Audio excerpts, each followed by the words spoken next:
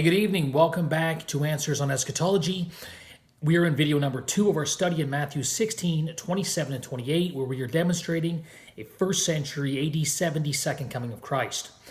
Now, in our previous video, we began to look at the New Testament usage of Matthew 16, 27, and 28. That is the coming of the Son of Man.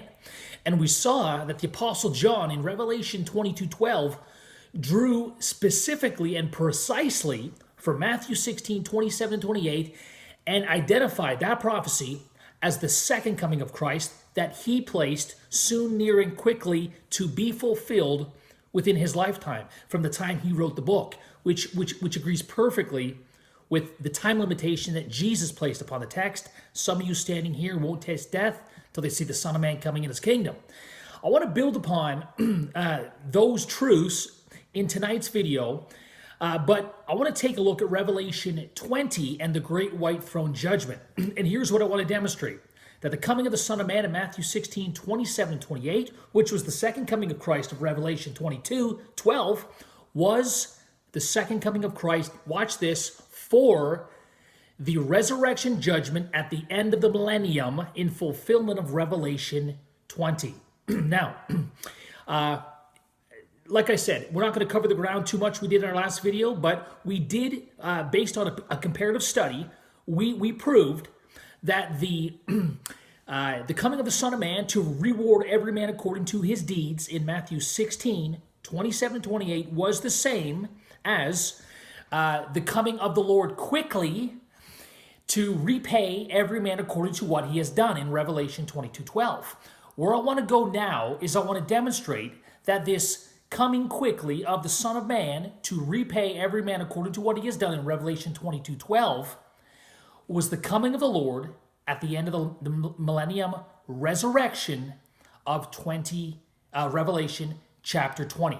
Go to Revelation 22 with me, and I want to read the text here, and then we're going to read Revelation 20, 11 through 14, and we're going to notice the perfect parallels. Revelation 22:12 says this, "Behold, I am coming quickly, and my reward is with me to render to every man according to what he has done." Again, that is perfectly parallel to Matthew 16, 27. Now watch this. Revelation 20. Okay, this is 2 chapters earlier, but John in Revelation 22 is just seeing the culmination. He is waiting for, he is anticipating the culmination, that is the coming of the Lord for the resurrection judgment at the end of the millennium that he saw in vision a couple chapters earlier. But watch this. Revelation 20, let's read verses 11 through 13. Listen to this language. "Then I saw a great white throne, and him that sat upon it, from whose presence the heaven and earth fled away, and there was found no place for them.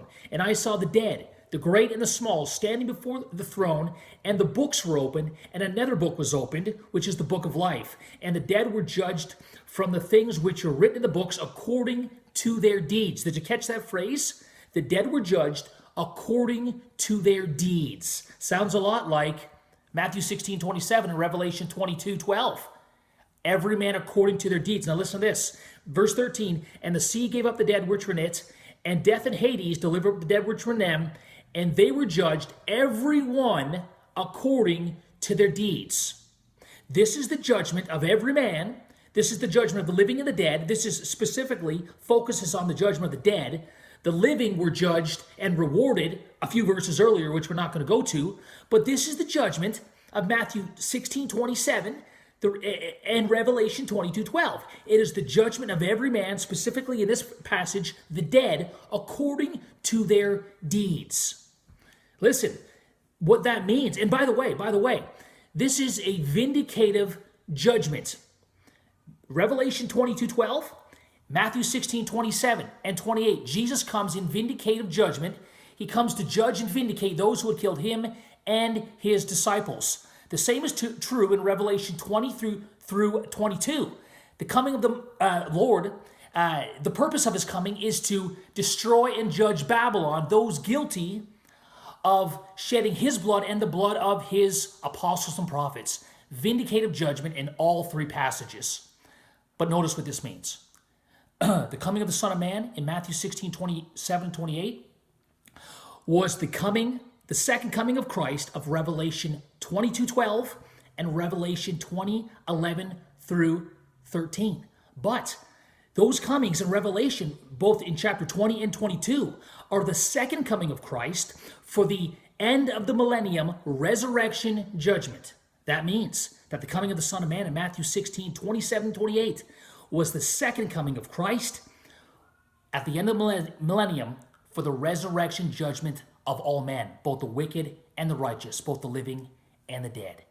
That means the second coming of Christ, the judgment, the resurrection, and the millennium must have been fulfilled within the lifetime of Jesus' disciples. Just like Jesus said, some of you standing here won't taste death until they see the Son of Man coming in his kingdom. Just like John said in his book, those events, that coming for that judgment, to reward every man according to their deeds, was to happen soon, quickly, and near from the time that John wrote Revelation.